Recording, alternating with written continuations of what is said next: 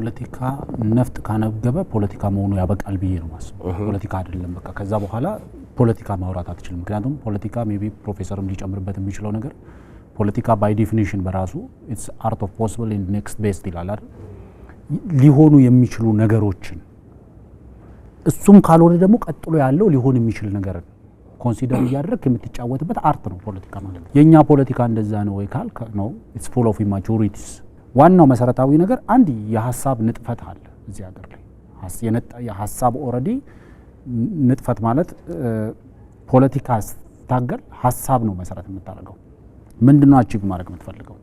ለምሳሌ የኦሮሞ ህዝብ ጫካ ገብተ የኦሮሞን ህዝብ ነፃ አወጣዋለሁ ስትል ነፃ የምታወጣውን የህብረተሰብ ክፍል እየገደለ ከሆነ ዋጋ እያስከፈለ ከሆነ እያፈናቀለ ከሆነ መሰረተ ልማቱን እያወደመ ከሆነ ያ መንገድ ወደ ነፃነት እየወሰደ አይደለም፣ ወደ ባርነት ነው እየወሰደ ያለው ማለት ነው።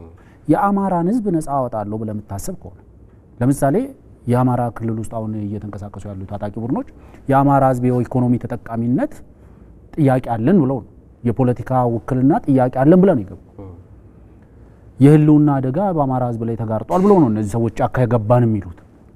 ያኔ ይሄንን ጉዳይ ይዘው ጫካ ገባን በሚሉበት ሰዓትና አሁን የአማራ ህዝብ የህልውና አደጋን ኦዲት እናድርገው ከተባለ መቼ ነው የአማራ ህዝብ የህልውና አደጋ የተጋረጠበት? ትላንትና ወይስ ዛሬ? እነሱ ትግል ከመጀመራቸው በፊት ወይስ እነሱ ትግል ከጀመሩ በኋላ? አሁን በትግሉ ማን ነው ዋጋ እየከፈለ ያለው? ማን ነው እየደኸየ ያለው? ማን ነው እየደቀቀ ያለው? ማን ነው መሰረተ ልማቱ እየወደመ ያለው ካልክ የሚታገሉለት ህዝብ ማን ነው እየተጠቀመ ያለው ብለህ ካሰብክ እነዚህ ታጣቂዎች ማለት ነው እየተጠቀሙበት ያሉት ቅድም ፕሮፌሰር በግልጽ ቋንቋ የጠራቸው የግብጾች የሻቢያዎች መጠቀሚያ ነው የሆንከው።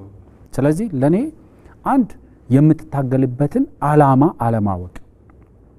ምክንያቱም ለኔ ዋን ኦፍ በዓለማችን ላይ በጣም ፓወርፉል የሆነ የፖለቲካ ትግል ስልት ሰላማዊ የፖለቲካ ትግል ነው።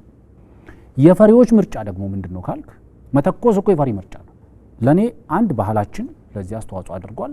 ግን ዋናው መሰረታዊ ነገር ሊሰመርበት የሚገባው ለኔ ፖለቲካ ጥያቄ ይዞ መፈክር ማንሳት ትቶ መሳሪያ ያነሳ ቀን ፖለቲካ መሆኑ ያበቃል። ፖለቲካ መሆኑ ያበቃና ከዛ በኋላ የፖለቲካ እንትን ልታረጋ ትችላል። ምክንያቱም ቀላሉን ነገር ማድረግ አልቻለም። ያሰው ቃታ ከመሳብ ወንበር መሳብ ይቀላል።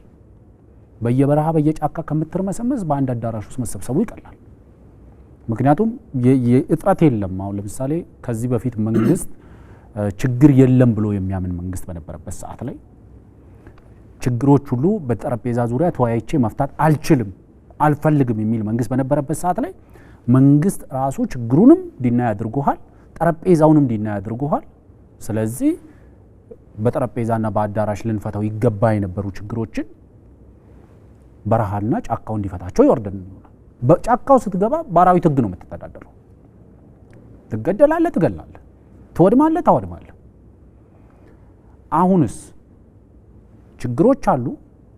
ችግሮችን ግን ምንፈታው በመነጋገር እንጂ በመገዳደል አይደለም የሚል መንግስት ደግሞ አለ። ችግሮቹንም ዲና ያደርግህም ጠረጴዛውንም አይከለክልህም። ስለዚህ ቃታት ተሳብና ወንበር ሳብ ነው። ምክንያቱም ብገልህም ለኔ ኪሳራ ነው፣ ብትገለኝም ለኔ ኪሳራ ነው። ስለዚህ እኔኑ ነው ዋጋ የሚያስከፍለኝ። ምክንያቱም በዚህ ሀገር ውስጥ የምናደርጋቸው ጦርነቶች አብዛኞቹ መሳሪያ የመግዛት ጥይት የመግዛት ወጪውንም የሚያወጣው መንግስት ነው። እነዛ ጥይቶች እነዛ መሳሪያዎች ሄዶ ያረፉበትን መሰረተ ልማትም አደ ኢንድ ኦፍ ዘ ዴይ የሚጠግነው መንግስት ነው።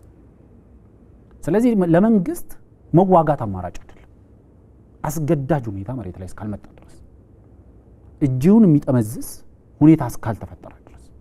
ለዚህ ነው ለኔ የጠቅላይ ሚኒስትር ዶክተር አብይ አህመድ መንግስት ጦርነትን ለመሸሽ የሄደበትን ርቀት ለምሳሌ በህወሓት ጊዜ ላይ ካየህ ህወሓት የፌዴራል መንግስቱን ከሚገባው በላይ ወደ ጦርነት ለማስገባት የወሰዳቸውን ኢኒሺዬቲቮች ሳይያቸው ብዙ ሙከራዎች ተደርገው ጠቅላይ ሚኒስትሩን ወደ ጦርነት ጎትቶ ማስገባት ሳይቻል ሲቀር ወደ ቀጥታ ጥቃት ስር ይገባ ነው የፌዴራል መንግስቱ ሪስፖንድ ያደረገው።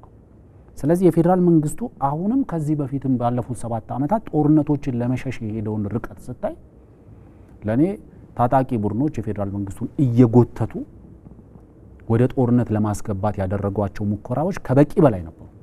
ግን ኢኒሺዬቲቭን አልወሰደም።